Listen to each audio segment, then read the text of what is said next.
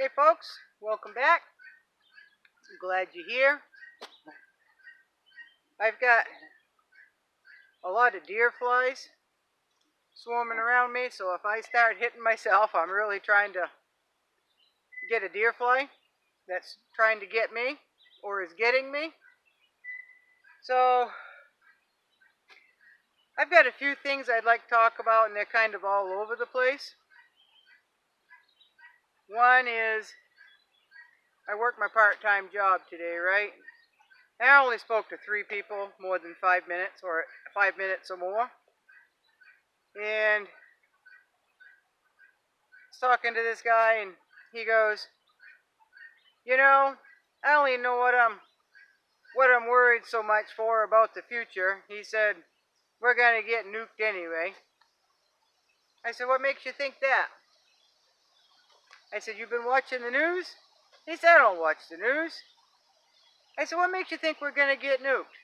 He said, I don't know. He said, not much worse can happen. I'm like, well, we could be in Sri Lanka right now, right? And he goes, where? I said, Sri Lanka. And he didn't know what Sri Lanka was, so I explained. He didn't know where Sri Lanka was, so I explained. And he did not know what was happening in Sri Lanka, so I explained. And he just looked at me. He said, I haven't heard anything of that. I said, no, you got to pay attention, though. You got to pay attention. He said, well, that's not gonna affect me way over here. He said, they're on their own over there. I said, you mean they're on their own? What do you mean about that? What do you mean it doesn't affect you? Human suffering is human suffering. He said, it doesn't affect me. It's clear across the world. It doesn't affect me. So then I was talking to, this guy was 51. The other guy was early 20s. And I started the conversation because I had just had the conversation with the other guy. I said, you hear what's happened over Sri Lanka? Didn't know what Sri Lanka was, what was happening in Sri Lanka, where it was, nothing. So, people just aren't paying attention, folks. They're just not paying attention whatsoever. So if something drastic does happen, they're going to be in so much shock. They're just going to be in so much shock. And where did this come? I didn't see this coming. And those people are going to be in panic. And, we've talked about that. Other channels have talked about that. But it just amazes me, folks, that people do not know what is happening in the world. They don't even know what's happening 5 feet from them. They are just so focused on themselves and where they want to be and where they want to go and their woes and their frustrations and all of that, right? They're in the super, super, super small bubble, right? And that light, that sun is, let me stop this for a minute. Turn it. So, I have very few fears. I do. I have very few fears. I'm not scared of much. I just soon tackle a grizzly bear. I used to work in a homeless shelter where people are high on drugs. They're intoxicated. They have behaviors. It's just not a good place to work sometimes because it could get very dangerous. So I always held my own, right? I always held my own, and sometimes people would say I'm not fearful when I should be. But there are a few things that scare me right to death, folks. One is a June bug. Don't like June bugs whatsoever. I do not like cockroaches whatsoever. We do not have cockroaches up here. Down Florida, they have them. Down south, they have them friggin' 3 and 4 inches long. No, you turn the outside light on, they just scatter, right? Didn't like those. The other thing I'm scared of, folks, is an escalator stairs. I don't like them. I always have used the steps. I do not like elevators. I got stuck in an elevator once, folks. Now, this escalator, right? It was work related, and I was following this lady, and we had to go up another flight, right? It was at an airport, and following another worker, and they were heading for the escalator stairs. And I'm like, oh no no no no no no no no no! I can't do that. In my head, I was remembering back when I was a real wee one, and hearing about this lady who got her tennis shoe stuck in an escalator, and it ripped her foot right off, folks. It ripped her toes right off and part of her foot. That's haunted me ever since. So I take the stairs, but this time I didn't have a choice.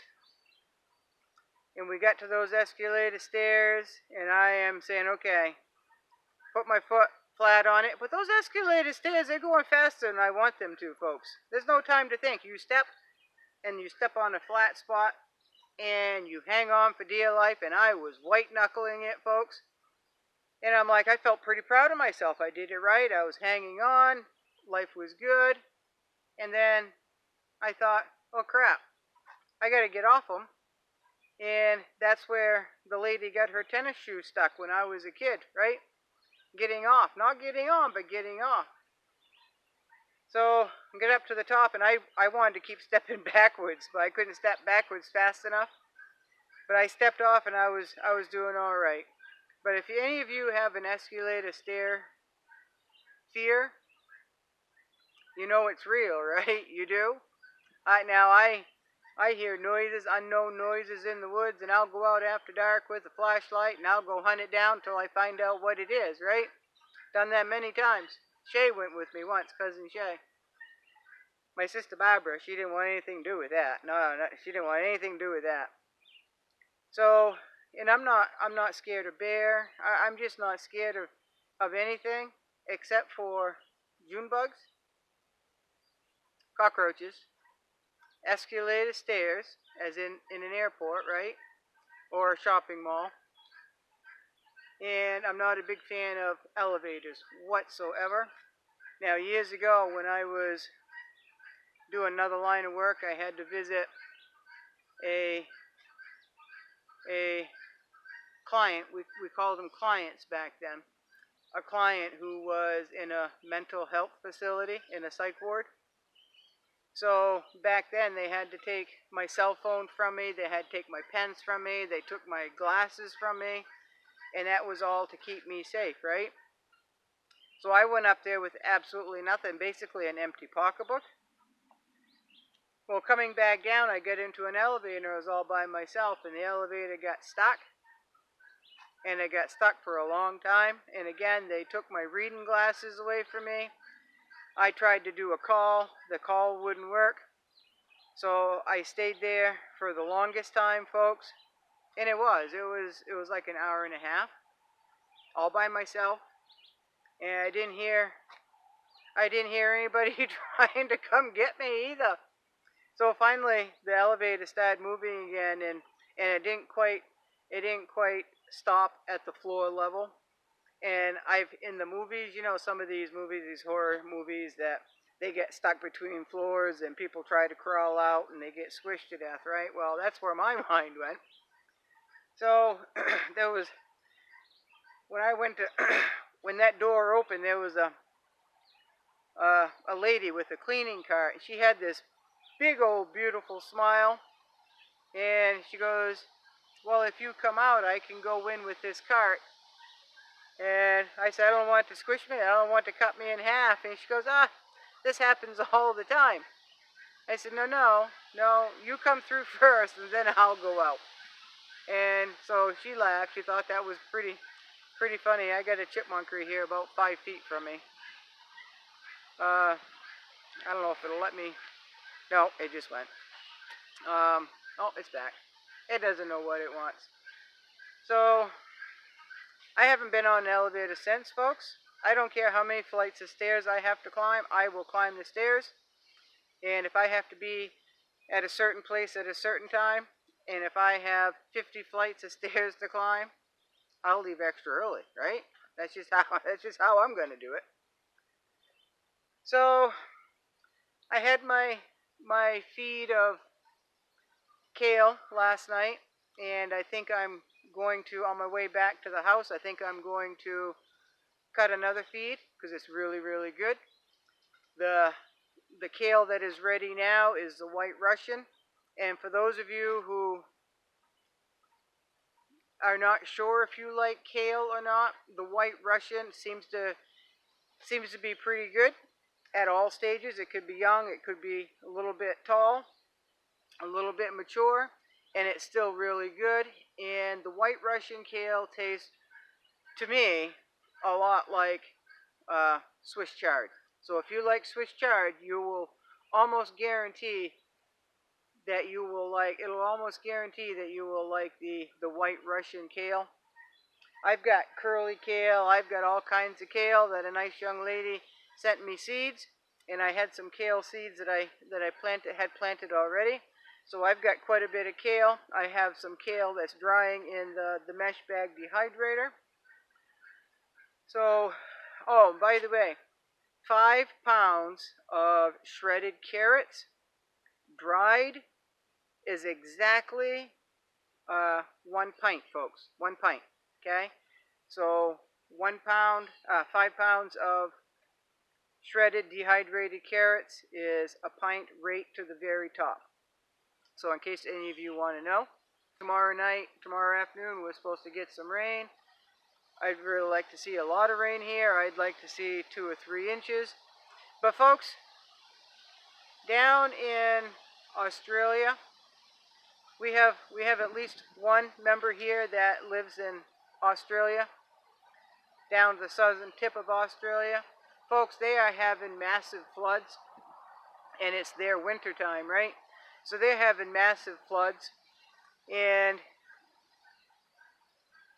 this lady who we've been conversing back and forth through an email, I would absolutely love to meet that woman someday. She said that in order to have salad, she has to buy it and make it herself, right? Lettuce, folks, is $6 for lettuce. $6, and she said it's between $6 and $12 for some lettuce. That makes an awful expensive salad, folks. She said it's been so wet and so rainy and everything is saturated that she is not even able to save her dandelions. Now, she also said that, excuse me, folks, she also said that the wood she's been burning burns, but it does not put out any heat.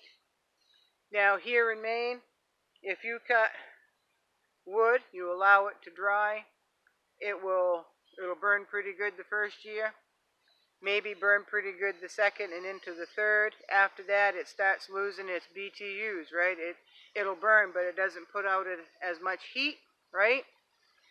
Now, for those of you down south where they have Osage orange, I think I pronounced that right, Osage orange trees, that wood, folks, you probably already know, but that wood has the highest amount of BTUs of any wood that is typically burned here in the United States. So that's the number one. I'm not sure how big those trees get or how big those bushes get. I saw a video once and thought that'd be pretty cool to grow up here. I guess the fruit is inedible, but they're about this big, I guess. And I guess they can be an awful bramble. They're an awful pain in the butt, I guess. But the wood, folks, if you get some of that wood and you burn it, it has something like, I don't know, 24. No, I'm not even going to say that. I'm going to put that link down in the description. You can see the wood, what has the most BTUs, right down to the lesser wood with the BTUs, all right? That's all. That's something to keep on hand. That's something to say, okay, I've got that. That burns pretty hot, and that lasts a long time. That's a good hardwood. Maybe maybe we'll gather some of that up, or at least know where it is in case you need to heat your home, and you'll have that to go get, or you've already gathered it, right? I guess that's it. This is not much on homestead. It's not much on prepping. It's not much on shit hit the fan. But please, folks, just because somebody is clear across the world and struggling does not mean that that struggle is going to come here. It's not going to come to your doorstep. Just because it's clear across the world and you don't know who that person is, those people are still human, and nobody deserves to suffer, right? That's just my opinion. Nobody deserves to suffer.